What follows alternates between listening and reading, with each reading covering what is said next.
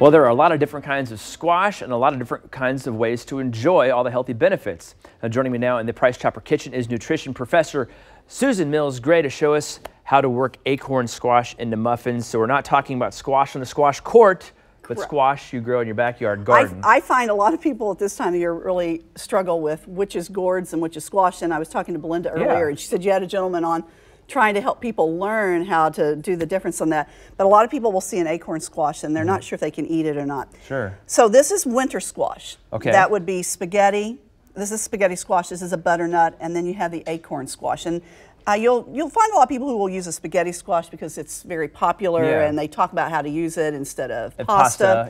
And then a lot of people have experience with butternut, but a lot of people are not willing to get investigated with to get involved with a acorn squash because they're just not quite sure what to do with it. So let you know that all winter squash have one thing in common.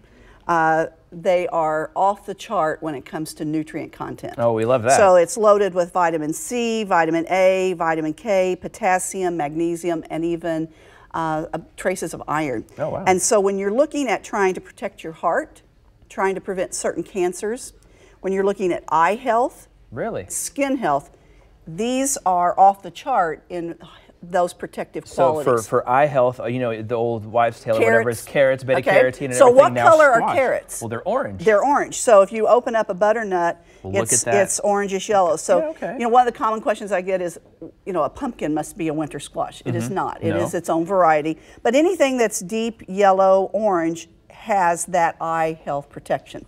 And that really is true. So a couple of things that I would share with you is that when you are choosing squash, I want you to pick this one up. Okay. So, yeah, let me know how. So if I go to the supermarket, you want it to be dull. And I'm eyeballing my squash. And now some of them, some stores will shine them up a little bit, but you really want a more dull finish. You want a dull and then squash. The other thing, I want you to hold this one in this hand and tell me if you can feel the difference in the weight. Well, this one's a little bit heavier, I think. Yes. I don't know. So you want to pick one that's heaviest for its weight. It's the same thing like watermelons. So you want a nice dense. Do I need to knock on it? My dad always used to knock on the. No, that's watermelon. We do that, and we don't have to knock on the acorn squash. The other thing Can I knock on it anyway, though? You can knock on it if you want to, if it makes you happy. Now you'll notice they have like a little heart-shaped center. It's a Friday, lots of things. Yes, a lot of things happen. We've been doing Halloween makeup, but I'm not going to get into that. So when you choose an acorn squash, usually most people will cut it in half and bake it. You cannot eat the rind of any of the winter squash. I don't care how long you bake it. I don't care how long you cook it. You can't eat it. It never softens. Oh, so you just chew on it like it would endlessly. It never endlessly, works. Yes. And so you don't want to do that. And then the other thing is it's just like any other winter squash. And we also see this with pumpkins. It has these seeds on the inside. So you can actually take those out and roast those if you want. Like you can do with But if not, most people, we just runaway squash. You just scoop that out and pitch it.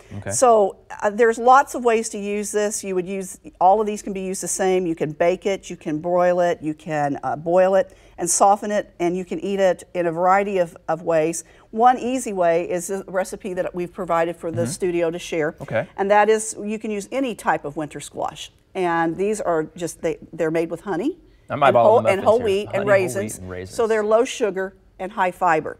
And you've got the book here. Talk a little bit about the book. Is this just a cookbook, or what all do we have in here? The University of Missouri spent a lot of time with chefs, and we created a cookbook called Seasonal and Simple.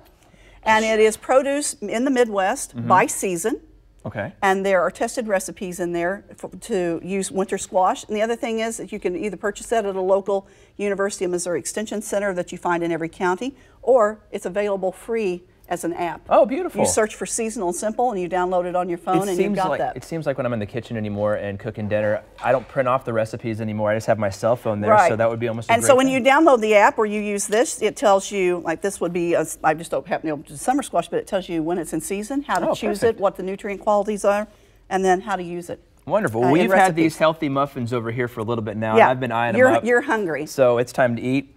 Are you going to have one? No, I already had breakfast because I'm a dietitian. I always eat breakfast. Only one eating here. Oh, you always eat. See, listen to her. She's the smart one here. Susan, thank you so much. Welcome. And this is what I've learned. You see, I thank you, and then I toss it to Belinda, and then I eat. There we go. Belinda. Bill, get a nice big bite there. Thank you, Susan.